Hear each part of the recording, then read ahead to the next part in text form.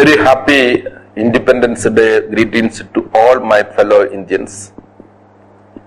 It's in a very particular time. We are celebrating its 70th this Independence Day of our most beloved India, the Bharat.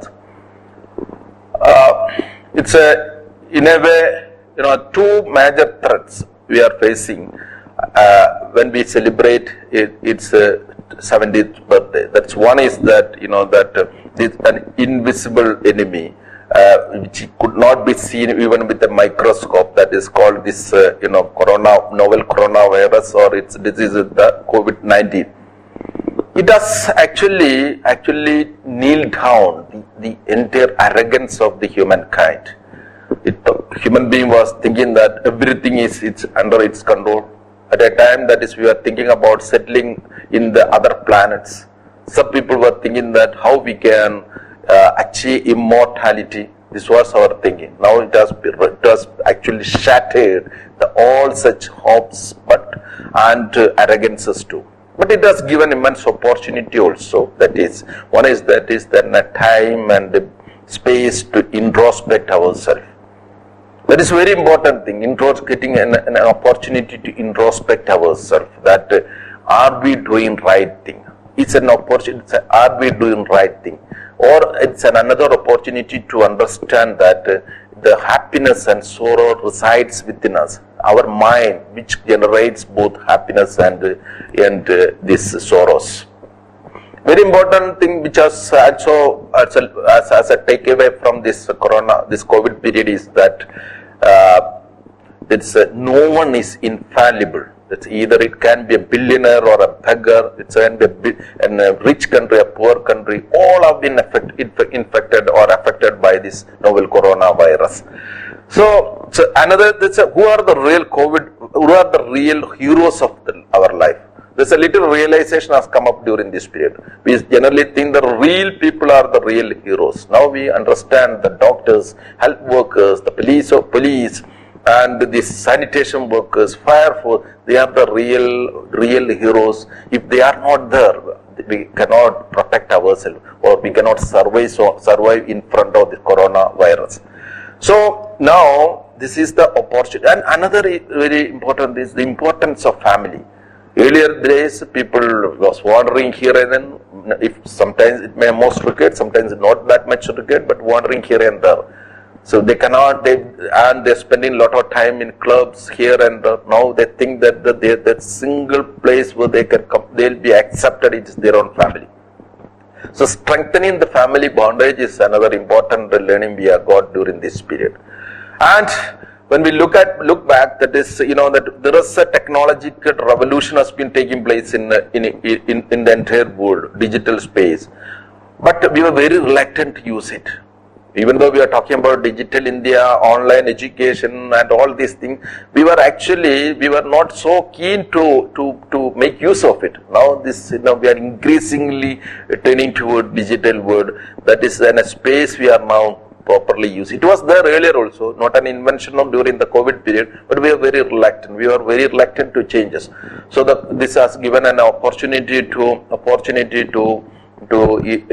make use of digital space in a most effective way. Another learning is that is the importance of self-reliance. That's the containment lockdown period, then the creation of containment zone. During all these periods and all, if something is available within the compound of our house or within the premises of our house, it has become most handy during this time. So the COVID has taught us a lot of important things, a lot of learnings. Let us learn from COVID period and learn to live with these learnings. And moreover, we don't know when this vaccine will be finally found, invented or discovered, and then this developed, and then when this will be produced at a large scale. So we have to learn how to live with corona, keeping it away from keeping us away from getting infected. So, and moreover, it has given a globally a level playing field. So this is now the thing is that it has been infected. This has been badly affected the rich countries and poor countries. So this is a right time for India to research. It goes to regain, or it goes back to its past glory. So the thing is that government of India started Atmanirbhar program and all. It is to enable to research India. So all of us has to think loud, think innovatively, think positively, and work hard to make India a great country. And if we do like this, that is, it's a right opportunity to make our nation a great nation among the committee of nations. And at the same time, we must be aware of that is some powerful countries of our neighborhood has been trying to challenge the sovereignty of this nation. Our soldiers have been largely successful in protecting our borders also. But we must understand that if we are not able to lift India economically, we will not be able to protect our nation in more a sustainable manner. So each one of us, we have a rich country because we have 135 crore people.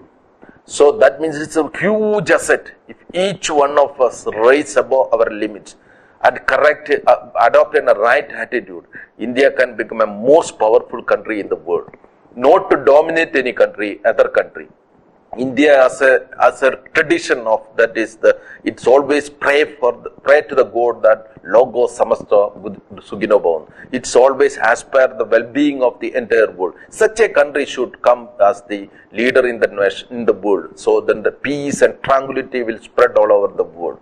Here it is very important thing is that it's when we think about this, we have, even though we achieved a lot of things during last 73 years, one front I think that we have not gone much. That was the most important thing. That is in the front of innovation. Innovation, when we take the innovation index of in the recent innovation index, our position is 52nd.